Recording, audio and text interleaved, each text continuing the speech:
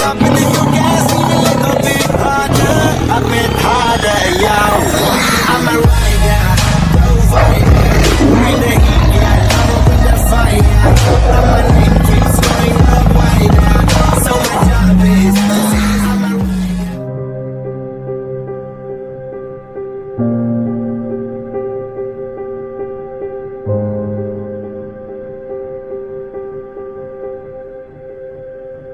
Kalau saudara kita jamaah tabligh sudah biasa jalan kaki ribuan kilo, dan itu mereka akan meneruskan perjalanan dan sambut menyambut dari setiap kota, setiap kampung, itu sudah biasa mereka. Kalau kita Pak, maka kita dari sekarang latihan seperti saudara kita tadi, atau lancarkan keahlian kita menunggang kuda. Ya, itu yang pertama. Yang kedua, pasukan Panji Hitam di sebelah timur. Maka Irak mengaku kamilah pasukan Al-Mahdi itu, ISIS. ISIS ngaku-ngaku kamilah pasukan Al-Mahdi itu. Kaum muslimin, sementara Taliban yang telah terlebih dahulu, jauh lebih dahulu ada di Afghanistan, dan sampai sekarang belum terkalahkan dan tidak terkalahkan, hatta oleh kekuatan Amerika dan beruang merah pun tumbang oleh Taliban, juga punya bendera hitam. Dan ciri khas mereka, akidah yang sempurna di bidang Ahlus Sunnah wal Jamaah. Akhlak mereka jangan ditanya, indah akhlaknya. Dakwah mereka, Masya Allah. Persaudaraan mereka, seluruh muslim di muka bumi adalah saudara kami. Beda dengan ISIS yang nggak mau gabung dengan kami, kafir, halal darah. Ulama-ulama yang tidak setuju dengan mereka ditarget untuk wajib dibunuh. Ini apaan ini? Kaum muslimin, sementara kalau Taliban tidaklah demikian. Maka kaum muslimin, hamba-hamba Allah kami muliakan, yang manakah mereka ini yang bendera hitam? Maka untuk sampai saat ini kita belum bisa memastikannya, sampai Al-Mahdi muncul ada pasukan bendera hitam yang datang kepadanya dari negeri timur, dan mereka lah pasukan-pasukan terbaik, terkuat, yang tidak terkalahkan. Pertempuran mereka, kata Imam Mahdi, belum bisa ada yang mengalahkannya. Maaf ini untuk sampai saat sekarang yang saya melihat karakternya memenuhi syarat begitu, baru sampai saat sekarang ini adalah Taliban. Tapi apakah mereka yang akan datang nanti? Allahu a'lam. Cuma ciri khasnya Nabi ceritakan. Ciri khas itu ada pada pasukan para mujahidin Taliban, Emirat Islam Taliban. Wallahu a'lam. Wallahu a'lam. Ini pun sesuatu yang sampai hari ini saya masih telusuri, sampai hari ini belum ketemu jawabannya. Yang jelas mereka ini seperti satu dinasti, ya. Berarti kalau diusut ke atas, Sufyan yang mana? Apakah Sufyan bin Sufyan bin Muawiyah bin Abi Sufyan, atau yang siapa itu? Saya tahu. Maka hari ini kita terus belajar. Yang pasti yang akan mengejar Al-Mahdi nanti adalah 300 pasukan Sufyani yang dikirim dari Damaskus. Gitu. Masya Allah, keren. Bagi ibu-ibu bagaimana caranya? Satu, ibu punya suami, bu, maka bakar semangat suaminya agar menjadi bala tentara Al-Mahdi di akhir zaman. Satu. Kedua, kalau nggak punya suami, cepat bersuami, lalu bakar semangat suaminya. Ketiga, kalau memang sudah tidak mungkin lagi bersuami, anak bujangnya ada nggak? Maka anak bujang itu persiapkan menjadi bala tentara akhir zaman. Kalau bisa bergabung dengan Al-Mahdi, bagus. Kalau tidak, maka setidak-tidaknya dia menjadi pejuang Islam di tanah air Indonesia kita yang tercinta ini, ya. Kalau enggak juga punya anak bujang, menantu laki-laki, bakar semangatnya dari sekarang. Kamu harus jadi mujahid nanti, nah. Indonesia memerlukanmu, NKRI memerlukanmu, agama ini memerlukanmu, jadilah mujahid akhir zaman.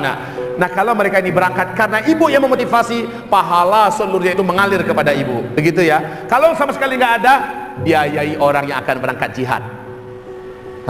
Yang akan berangkat ke Al-Mahdi, biayai. Yang akan berangkat berjihad di Indonesia, biayai. Maka ibu mendapatkan pahala mereka. Tapi kalau langsung ibu yang langsung ingin pergi menjadi bala tentara Al-Mahdi, haram wanita pergi berjihad ke medan tempur, karena jihadnya kaum wanita adalah jihad defensif, bukan ofensif. Tidak boleh. Jihadnya wanita cukup di rumah, di kampung halaman. Bila diserang, pertahankan diri walaupun harus terbunuh di tangan musuh. Maka itulah jihadnya kaum wanita. Tapi kalau tidak, dia tidak boleh angkat senjata. Jadi tugas wanita hanya membakar kaum laki-laki untuk berangkat, menyemangati mereka. Kalau sama sekali nggak ada punya laki-laki, maka biayai kaum lelaki yang ingin berangkat, yang siap untuk berjihad, maka itu pahalanya dia akan dapatkan. Bani Tamim di akhir zaman, kata Rasulullah SAW, Islam di akhir zaman akan dijaga dan akan dilindungi, akan dikuatkan oleh keturunan Bani Tamim. Bani Tamim, ya. Nah, kaum muslimin, Bani Tamim ini di mana posisinya sekarang?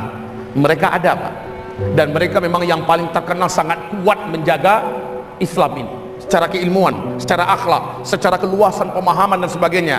Keturunan Bani Tamim termasuk yang sangat luar biasa. Syekh Muhammad bin Abdul Wahab sendiri pun dalam silsilah keturunannya, beliau termasuk salah satu di antara keturunan Bani Tamim. Nah, kaum muslimin yang kami muliakan, apabila kita telusuri apakah Al-Mahdi itu nanti memang dari keturunan yang ini atau bagaimana, memang ada beberapa riwayat, tapi keberadaan Bani Tamim ini hari ini tidak bisa dipastikan. Apakah dia ada di Indonesia, apakah dia ada di Malaysia, ataukah dia ada di negeri Syam, ataukah dia ada di Khurasan, atau di mana? Wallahu a'lam. Nabi mengatakan Bani Tamim nanti di akhir zaman letaknya di sebelah timur. Nah, timur itu kan luas, jadi kita tidak bisa dan tidak boleh memastikan satu negara tertentu. Enggak juga kita katakan paling siap. Kita tidak mengatakan itu, dan bukan itu statement saya. Salah satu di antara komunitas dakwah Ahlussunnah wal Jamaah yang seperti mempersiapkan diri untuk itu adalah Jamaah Tabligh.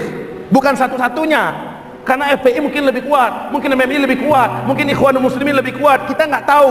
Tetapi yang nampak dari sekarang ini secara ukhuwah, secara dakwah, secara ibadah, secara akhlak dan lain-lainnya ada pada tabligh. Dan itu bukan berarti dia lebih siap, belum tentu kaum muslimin, ya kan? Maka dengan ini kita tidak boleh mengatakan kelompok tertentu yang lebih siap, nggak boleh.